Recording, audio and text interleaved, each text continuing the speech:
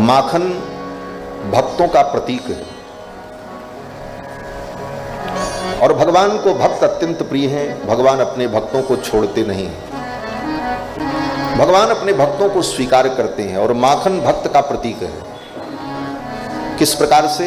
बोले दूध के अंदर मक्खन रहता है लेकिन दिखाई नहीं पड़ता। समय रहते उस दूध से मक्खन को अलग कर लो तो मक्खन घी के रूप में बरसों के लिए सुरक्षित हो जाएगा। लेकिन अगर दूध से उस मक्खन को अलग नहीं किया तो 2-3 दिन में दूध खराब हो जाएगा, उसके साथ मक्खन भी नष्ट हो जाएगा। उसी प्रकार से इस शरीर में आत्मा है। अगर समय रहते ज्ञान विज्ञान के द्वारा आत्मा का साक्षात्कार नहीं किया तो शरीर के नाश के साथ साथ आत्मा का भी पतन होगा। जैसे दूध में घी होता है, दही मक्खन होता है, दिखाई नहीं पड़ता, उसी तरह शरीर में आत्मा होती है, दिखाई नहीं पड़ती। गोपियां विधि पूर्वक उस मक्खन को अलग कर लेती हैं। विधि क्या है? बोले दूध को पकाती हैं, तपाती हैं, फिर उसमें दही डाल करके उसे जमाती हैं और फिर उसका मंथन करती हैं, तब उसमें से मक्खन निकल आता है, मक्खन तैरने लगता है। ये जीवन जब हमारा दुख से तप जाता है, प्रारब्ध के भोग को भोग करके हम तपते हैं, तो कोई गोपी अर्थात कोई भगवान का भक्त, कोई महापुरुष हमारे जीवन में आता है। फिर वो हमें भक्ति का उपदेश देकर हमारे अंदर भक्ति को जमा देता है। दूध में गोपी थोड़ा दही डाल देती है, फिर वो दूध दही बन जाता है। संत हमें मंत्र दे देते हैं, उपदेश कर देते हैं, फिर वो मंत्रोपदेश मेरे अंदर जाने के बाद वो जम जाता है, बात पक्की हो जाती है, भक्ति का दही जम जाता है। लेकिन भक्ति का दही जमने के बाद भी प्रारब्ध अपना काम करता है। ये नहीं है कि आप भक्ति कर रहे हो तो अब आपका प्रारब्ध खत्म हो जाएगा, प्रारब्ध तो भोगना पड़ेगा।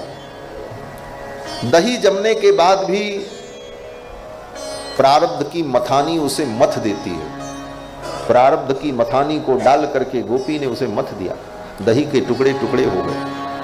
लेकिन ऐसे संघर्ष में भी जो तत्व ऊपर की ओर बढ़ता रहा वो मक्खन हो गया और जो नीचे रह गया वो छाछ हो गया।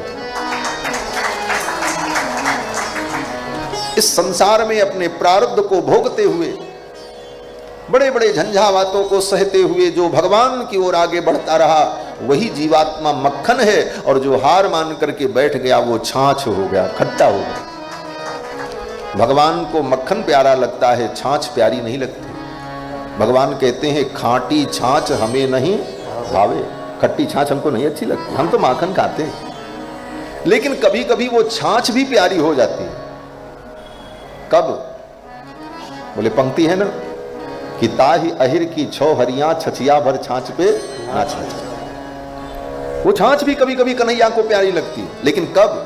बोले खट्टी छाछ तो ठाकुर को अच्छी नहीं लगती। ठाकुर कहते हैं खाटी छाछ हमें नहीं भावे।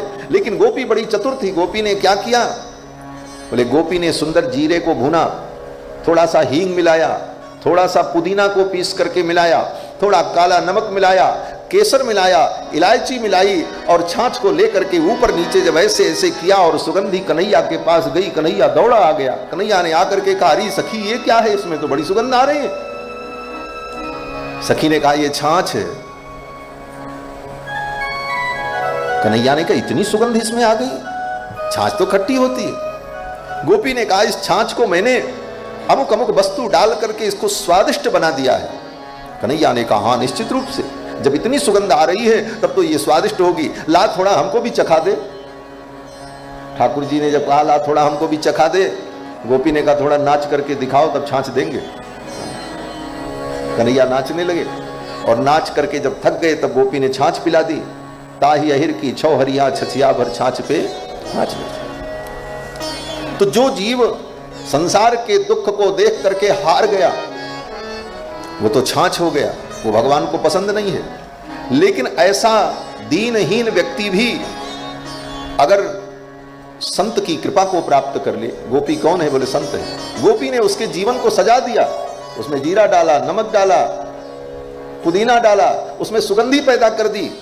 आपके जीवन में बहुत बड़ा पतन हो आप आगे न बढ़ सको भगवत मार्ग में, लेकिन कोई संत अगर कृपा करके आपके जीवन को सजा दें तो आप कैसे भी हो ठाकुर आपको स्वीकार करें। उस छाछ को स्वीकार कर लिया भगवान। ये माखन चोरी लीला का रहस्य है।